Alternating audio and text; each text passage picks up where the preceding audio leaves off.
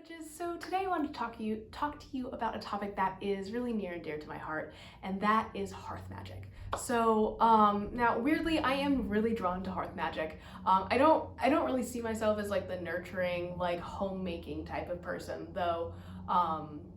Like literally everyone in my life says the opposite. I think it's because I'm an earth sign and I kind of just give off that energy, but whatever. Hearth magic is really all about making your home into a sanctuary, like a safe place for people to heal, to be nurtured, to feel protected and like safe and okay, to basically provide people with shelter, the inhabitants of the home.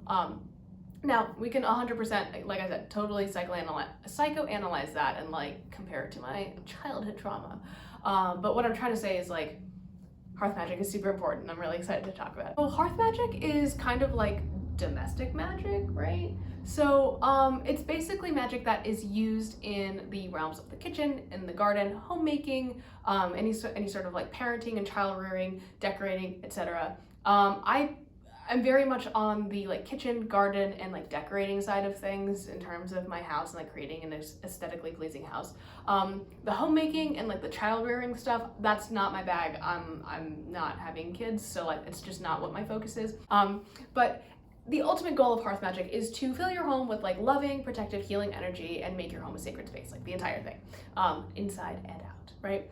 The reason it's called hearth magic though is because in the olden days, like before electricity and stuff, you would heat your house with a huge fireplace, and the hearth around it was kind of like the central point of heat, therefore cooking, therefore life, like aspect of life. So why wouldn't that be magical? It's like the biggest part of your life, right? I feel like these days, like it's a little bit more focused on creating certain like vibes in each house. So like making your bedroom like really like peaceful and resting, or your bathroom like have like a really cleansing, purifying energy, or like having your home office, or like if you're like me, have a studio, kind of like that creative space, right? So that's really how I employ it. Why is hearth magic important? Well, I didn't really get this up until recently. When I was a younger witch, I just kind of was like, oh, that's for old people.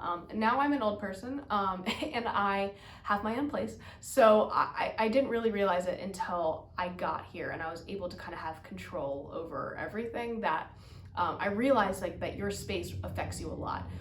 So the environment that you're in affects your magic, right? If you're comfortable, you're going to be more open to the universe, and you'll find that energy flows better. And you can, I hate to use the word manipulate, but you can kind of change the energies in different rooms for different things, like I was saying.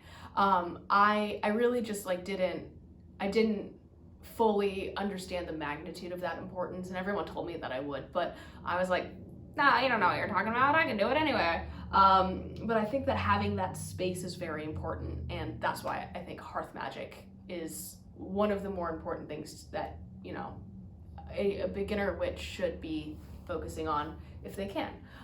So anyways, how do you focus on those things? Like how can you practice hearth magic? Kitchen magic is like number one. Cooking and baking are both like really great ways to bring magic into the home, because you have a lot of freedom with like herbs and spices and stuff. It's easily shareable. One of my recommendations would be to like maybe try a recipe for Beltane. It's coming up on May 1st and I will be doing a video about it, but definitely take some time, do some research, and maybe like pick a recipe to make for Beltane or to celebrate spring if you're not like a religious witch. Another thing that you can do is have specific candles in each room. You can coordinate color magic, which I know we talked about a lot, and like certain aromas, which is like kind of herb magic in a way, to create a more like inviting environment in each room, or a specific intent. So you can bless these candles and do a ritual with them, dress them with herbs, and place them in rooms like that you specifically want that energy in. So anytime you light one, you can kind of tap into that energy and create like a beautiful sacred space. Very low energy, all you're doing is lighting a candle, right? I recommend like cleansing your house as another way. So this should be done on a regular basis, including cleaning, right? I like to clean, I'm a Virgo.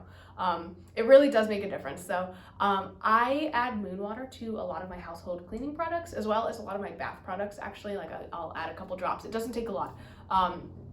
So it's not like you're gonna have like really watered down like cleaning supplies. Along with like actually cleaning your house, cleansing, like truly cleansing, is really great to do. I recommend doing the whole thing at least once a week, and it kind of establishes that habit or that routine.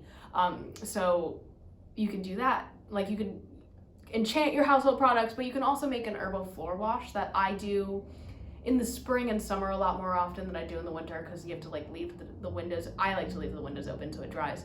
You can definitely look into kind of like herbal cleaning and cleansing methods as well. So that's a really good one if you're starting to, like, if you're dipping your toe into Hearth Magic, cleansing number one. You really can't go wrong with it, right? If you do have the space for it, which I definitely don't, but I did this anyways. But start a witchy garden. Grow some herbs that you can use in your witchcraft, but also in the kitchen. And like, if you have the land, take care of it. That's kind of my big thing, right?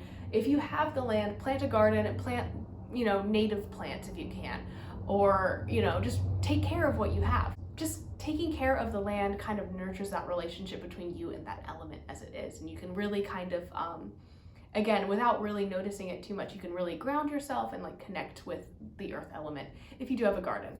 So another way you can do Hearth Magic, and this one is for me, like the top way, I guess, that I would recommend. I feel like I've said that with all of them. They're all very important, and this Hearth Magic is very, very, very, very important to me. But keeping up your protective wards and doing protective like home spells are like key. Like, protective measures are key.